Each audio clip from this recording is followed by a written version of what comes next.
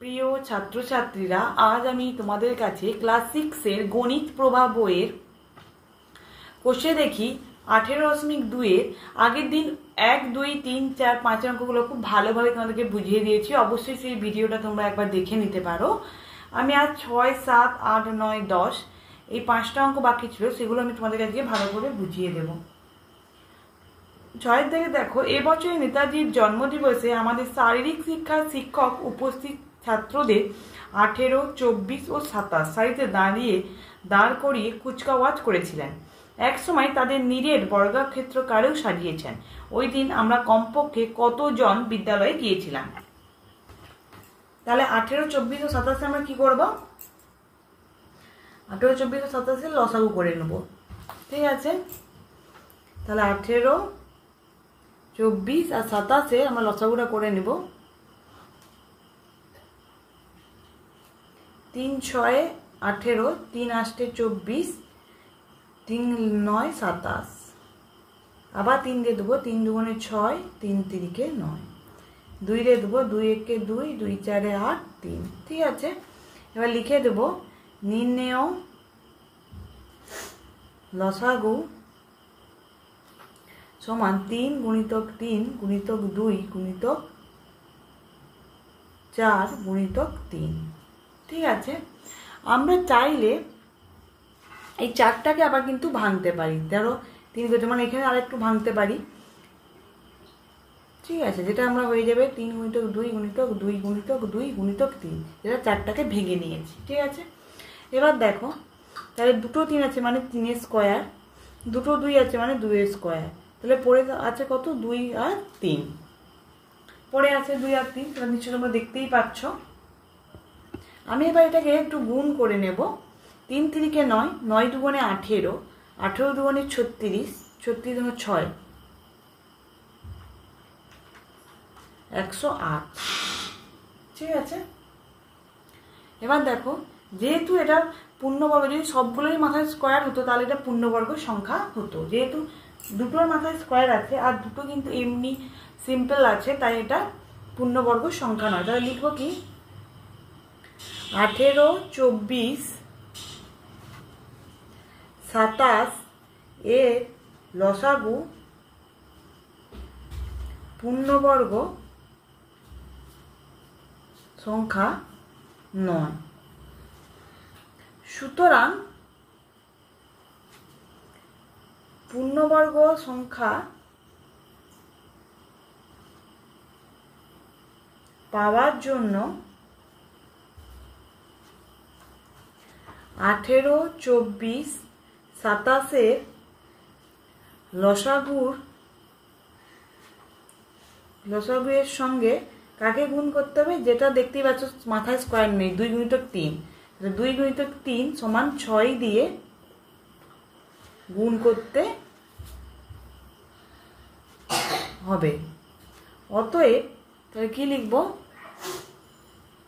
অতএব পূর্ণবর্গ সংখ্যাটি সমান, তাহলে কত হয়েছে? 108 গুণিতক 3 দুগুণে 6, তাহলে গুণ করে নেব 648। ঠিক আছে, পরের দিকে অঙ্কটা তাহলে আমি তোমাদেরকে পড়ে শোনাই। সরি টু সে, এখানে আমি তোমাদেরকে একটু ভুল লিখেছি। 36-এর সঙ্গে 6 গুণ করবো, আমি 3 গুণ করে দিচ্ছি। 6 হচ্ছে 6, 3, 216। এটা 216 হবে। এটা আমার ভুল হয়ে গেছে, একটু তোমরা এটা দেখে নেবে। 216কে 6 দিয়ে গুণ করতে হবে। 636, 3, 6 6, 7 আর 9, 6 গুণে 12। ঠিক আছে, তারপরে দেখো, তারপরের দাগের অঙ্কটা দেখো, আমি তোমাদেরকে পড়িয়ে বলে দিই। 7 দাগেরটা দেখো, দুটি ধনাত্মক সংখ্যার গুণফল 147। বড় সংখ্যাটি ছোট সংখ্যাটা 3 গুণ। সংখ্যা দুটি কি কি হিসাব করি? ঠিক এই কোষে দেখি 18.2-এরই 2-এর দাগের অঙ্কটাও সেম একই ছিল। ভালো করে বুঝে নাও। আরেকবার ঠিক একই অঙ্ক বুঝিয়ে দিচ্ছি। আগের অঙ্কগুলো যারা বুঝতে পারেনি, অঙ্কটা ভালো করে বুঝে নাও। কি বলেছে? দুটি ধনাত্মক সংখ্যার গুণফল কত? 147। বড় সংখ্যাটা ছোট সংখ্যাটার কিন্তু 3 গুণ।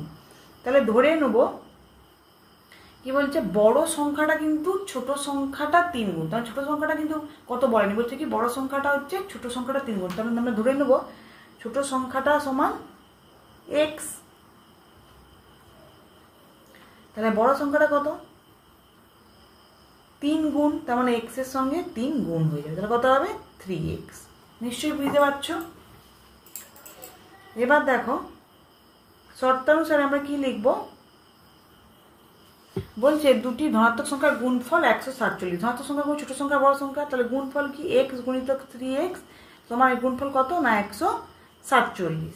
তাহলে বা 3x কত হবে? x স্কয়ার সমান 147, বা x স্কয়ার 147, 3 দিয়ে কাটাকাটি করবো, 3 4 12, এপাশে এক্স স্কোয়ারের সঙ্গে গুণ ছিল, সমান এপাশে আসলে ভাগ হবে, তাই ভাগ করে কাটাকাটি করে দিচ্ছি, 3 9 27, বা এক্স স্কোয়ার উঠে গেলে কি হবে? এদিকে রুট ওভার হয়ে যাবে 49, বা এক্স সমান কি 7। ঠিক আছে, তাহলে এবার ছোট সংখ্যাটা কত? ছোট সংখ্যা সমান এক্স, তাহলে ছোট সংখ্যা সমান এক্স এর জায়গায় আমরা কি বলবো? এক্স এর মান বেরিয়ে গেছে যেহেতু 7 লিখে দেব। আর বড় সংখ্যাটা কত না, বড় সংখ্যা সমান এক্স এর মান কত? 7 গুণিতক 3 সমান 7 3 21। ঠিক আছে, তারপরে দেখো 8 দাগের কি অঙ্ক বলছে, মানের ঊর্ধ্বক্রমে সাজানো। আমরা আগেই বলছিলাম ঊর্ধ্বক্রম মানে কি ছোট থেকে বড়, আর অধঃক্রম মানে বড় থেকে ছোট। এটা তোমরা অবশ্যই কিন্তু মনে রাখবে। আগে অঙ্কগুলো কি আছে আমি একবার তুলে নেই। আমি অঙ্কগুলো তুলে নিয়েছি, দেখতেই পাচ্ছ। √36 যুক্ত √25, কমা আছে √49 যুক্ত √9, কমা আছে √25 যুক্ত √100, কমা আছে √4 যুক্ত √16। এবার মানে ঊর্ধ্বক্রমে এগুলোকে সাজাতে বলছে। এবার দেখো আমি এগুলো ভেঙে নেবো। 36, আশা করবো তোমরা সবাই বর্গমূলের নামটা অবশ্যই মুখস্থ করেছো, আমি আগেই বলেছিলাম। 36কে ভাঙলে কত হবে? 6 6 6 36, 25কে 5 5 25, 6 আর 5 যোগ করলে কত হবে? 11। ঠিক আছে, এটা দেখো সেম 49, 7 7 49, তার 49 মানে 7, আর 9 কত হয়? 3 3 9, তার 7 3 যোগ করলে হবে 10, যেহেতু যোগ চিহ্ন মাঝখানে আছে। এটা দেখো 25 কত বর্গমূল না 5-এর, আর 100 কত না 10-এর, তাহলে 10 5 15, 4 হচ্ছে কত 2-এর, আর 16 কত 4-এর, তাহলে 4 2 6। ঠিক আছে, এবার আমাদের ঊর্ধ্বক্রম সাজাতে বলছে। ঊর্ধ্বক্রম মানে কি, আমাদেরকে এই যেগুলো আমরা যোগ করে উত্তর পেয়েছি এগুলো লিখলে কিন্তু হবে না, লিখতে হবে কিন্তু এই পয়েন্টগুলো। ঠিক আছে, তো সবার থেকে ছোট কোনটাকে আগে দেখে নিই। তাহলে 6 ছোট, তাহলে আমরা সবার আগে লিখে নেব √4 যুক্ত √16, কমা দেব, সরি এরকম হাত চিহ্ন দেবো যে বড়। তারপরে কি লিখবো? তারপরে কি 10, তাহলে √49 যুক্ত √9, তারপরে কাই দেবো √36 যুক্ত √25, তারপরে কি দেবো √25 যুক্ত √100। নিশ্চয়ই বুঝতে পারছো। তোমরা এটা একবার উপরে একটু লিখে সাজিয়ে লিখে নিতে পারো, ঊর্ধ্বক্রমে সাজিয়ে পাই। ঠিক আছে, এবার দেখো 9-এর অঙ্কটা আমি তোমাদেরকে করে দেখাবো। কি আছে পড়ে নিই। 3টি ধনাত্মক সংখ্যার প্রথম ও দ্বিতীয়টি গুণফল 24 ও তৃতীয়টির গুণফল 48 এবং প্রথম ও তৃতীয়টির গুণফল 32। সংখ্যা 3টি কি কি হিসাব করি। তাহলে 3টি ধনাত্মক সংখ্যা, তো 3টি ধনাত্মক সংখ্যা বলছে প্রথম সংখ্যা, দ্বিতীয় সংখ্যা, তৃতীয় সংখ্যা। কিন্তু প্রথম সংখ্যা কত, দ্বিতীয় সংখ্যা কত, তৃতীয় সংখ্যা কত সেটা পড়েনি কিছু, বলছে প্রথম ও দ্বিতীয়টি গুণফল। ঠিক আছে, তাহলে আমরা ধরে নেব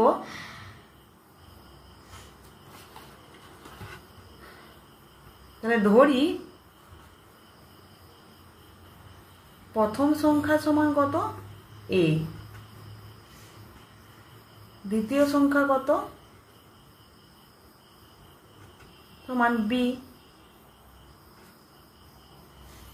তৃতীয় সংখ্যা সমান কত? c। ঠিক আছে, এবার কি বলছে প্রত্যেকের গুণফল দিয়ে আছে, তার মানে প্রথম ও দ্বিতীয়টার গুণফল কত? 24। তাহলে প্রথম ও দ্বিতীয়টার গুণফল কত? 24। সরি এখানে এইটা হবে না, ঠিক আছে, আমরা যেহেতু ধরে নিচ্ছি। তার মানে প্রথম ও দ্বিতীয়টি গুণফল 24, প্রথম হচ্ছে a আছে আর দ্বিতীয় b আছে, তাহলে এই গুণফল কত? 24। এটা আমরা 1 ধরবো। ঠিক আছে, তারপরে বলছে দ্বিতীয় ও তৃতীয়টার গুণফল নিশ্চয়ই কোশ্চেন দেখতে পাচ্ছ। দ্বিতীয় মানে কি b ধরছি, আর তৃতীয় মানে কি c, তাহলে এর গুণফল কত? 48, এটা আমরা 2 ধরে নেব। তারপরে প্রথম ও তৃতীয়টির গুণফল কত বলছে? 32, তাহলে প্রথম কত? a আর তৃতীয় কত সি, তার গুণফল কত 32, এটা আমরা 3 ধরে নেব। ঠিক আছে, এরপরে কি বলছে, গুণফল যেহেতু বলছে আমরা প্রত্যেকে গুণ করে নেব, তাহলে লিখব শর্তানুসারে, তাহলে এ গুণিতক বি গুণিতক বি গুণিতক সি গুণিতক এ গুণিতক সি। নিশ্চয়ই বুঝতে পারছো, এগুলো শুধু একদিকে লিখে নিয়েছি, সমান 24 48 গুণিতক 32, সংখ্যাগুলো একদিকে লিখে নিয়েছি। এবার দেখো ডবল ডবল আছে, এ আছে দুটো আছে, তার মানে আমরা একটা এ স্কোয়ার নিশ্চয়ই লিখতে পারি। আবার দেখো বি দুটো আছে, তাহলে বি স্কোয়ার লিখতে পারি, সি দুটো আছে তাহলে সি স্কোয়ার লিখতেই পারি, তাই তো। তাহলে 24 গুণিতক 48 গুণিতক 32। তাহলে এবার দেখো এই যে A square B square C square, এগুলো যদি স্কোয়ার উঠে যায়, ঠিক আছে, যদি স্কোয়ার উঠে যায়, আমি যদি মাঝখানে তোমাদেরকে বোঝানোর জন্য গুণ চিহ্ন দিও, স্কোয়ার যদি উঠিয়ে দিই তাহলে পাশে কি হবে, রুট ওভার হয়ে যাবে, 24 গুণিতক 48 গুণিতক 32। নিশ্চয়ই বুঝতে পারছো, স্কোয়ার উঠিয়ে দিয়েছি তাই হচ্ছে রুট ওভার হয়েছে। তাহলে এ বি সিটাকে আমরা গুণ চিহ্ন না দিয়ে এরকম ডাইরেক্ট এ বি সি লিখতেই পারি। ঠিক আছে, সমান দেখো 24টাকে ভাঙবো, দেখো আমি এগুলো 48কে 24কে ভেঙে নিয়েছি প্রথমে, তাই 24 ভাঙতে কত হয়েছে, 2 গুণিতক 2 গুণিতক 2 গুণিতক 3। আবার দেখো 48কে ভাঙছি, 2 গুণিতক 2 গুণিতক 2 গুণিতক 2 গুণিতক 3। আবার দেখো 32কে ভাঙছি, 2 গুণিতক 2 গুণিতক 2 গুণিতক 2 গুণিতক 2। ঠিক আছে, এবার দেখো এগুলোকে আমি দুটো 2 আছে মানে একটা 2 এর স্কোয়ার। ঠিক আছে, আবার দেখো দুটো 2 তাহলে স্কোয়ার, আবার দেখো দুটো 2 স্কোয়ার, এখানে একটা 3 এখানে একটা 3 স্কোয়ার, এখানে দুটো 2 এর স্কোয়ার, এখানে দুটো 2, এখানে দুটো 2 এর স্কোয়ার। ঠিক আছে, যেহেতু আমি স্কোয়ারগুলো করে নিয়েছি তার মানে এই রুট ওভারটা কিন্তু উঠে যাবে, আমি ভুলবশত রুট ওভারটা দিয়ে দিয়েছি, যেহেতু স্কোয়ার করে নিয়েছি, দুটো ছিল একটা করে মাথায় স্কোয়ার দিয়ে দিয়েছি, তাই রুট ওভারটা উঠে যাবে। সরি, রুট ওভারটা হবে, উঠে যাবে নয়, 2 গুণ, তারপরে স্কোয়ার থেকে আমরা কি বলবো, স্কোয়ার আর রুট ওভার উঠিয়ে দিয়ে শুধু 2 3 এগুলোই লিখে নেব। ঠিক আছে, 2 দুগুণে 4, 4 দুগুণে 8, 8 থেকে 24, 24 দুগুণে 48, 48 4 192। ঠিক আছে, রুট ওভারটা থাকবে, আমি ভুলবশত হচ্ছে বলেছিলাম রুট ওভারটা উঠে যাবে, ক্ষমা করে দেবেন আপনারা। এটা হচ্ছে রুট ওভারটা থাকবে, স্কোয়ার দেবো, রুট ওভার আর স্কোয়ার উঠে যাবে, তখন গিয়ে শুধু হচ্ছে 2 2 এগুলো হবে। ঠিক আছে, এটা হচ্ছে কত আমরা দেব, 4 নাম্বার দেব। ঠিক আছে, এবার কি করব, এবার আমরা কি করব, 4 আর 4 ভাজিতক 1 করে পাই, তাহলে মানে 192। তাহলে কি লিখবো, 4 কত আছে এ বি সি, 4 ভাজিতক 1 এর মান কত দেখতেই পাচ্ছ, এ গুণিতক বি, মানে কি আমরা এটা এ বি লিখতেই পারি। ঠিক আছে, তার মানে এটা কত হবে 192, এবিসির মান 192 আর এবির মান কত 24 24। এবার এ এ কেটে যাবে, বি বি কেটে যাবে, সি পড়ে আছে, তাহলে 24 কতই 92।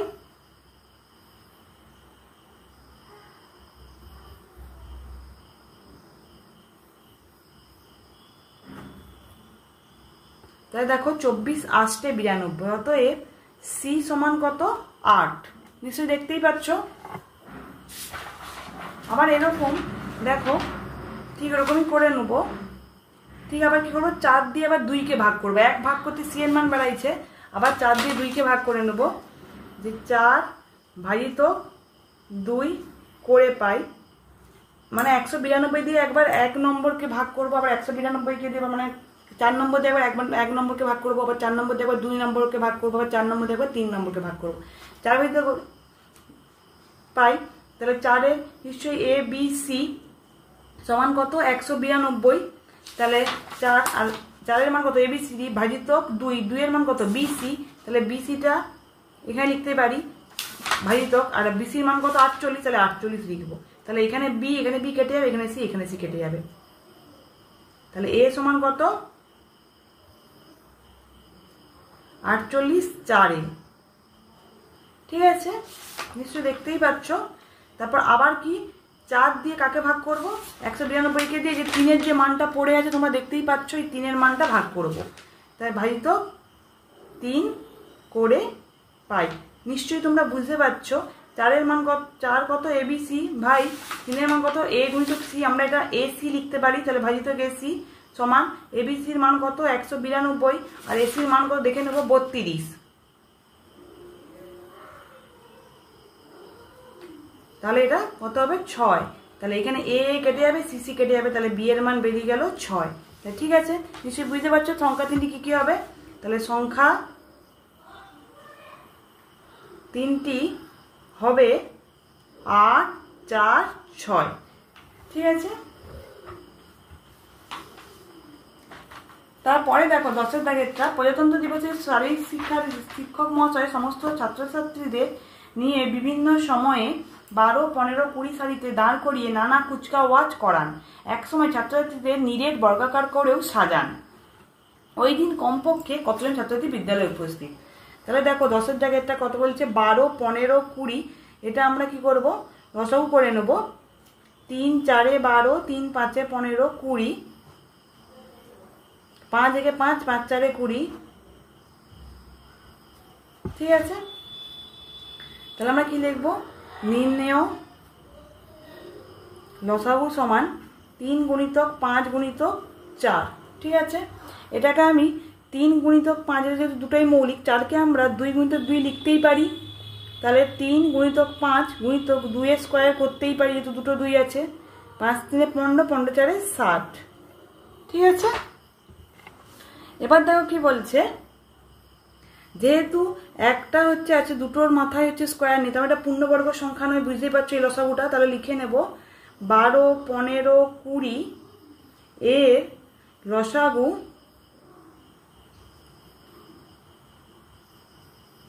পূর্ণবর্গ সংখ্যা নয়। সুতরাং পূর্ণবর্গ সংখ্যা